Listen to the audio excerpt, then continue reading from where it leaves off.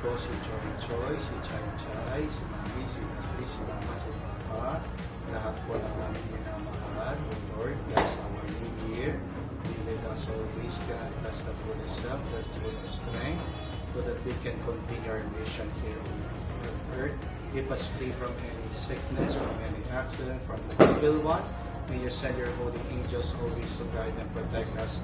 May you always show us your will, O Lord, and give us, provide for all our needs every day. We ask this through Christ our Lord. Amen. And the Almighty God bless you, the Father, the Son, and the Holy Spirit. Amen. Happy New Year!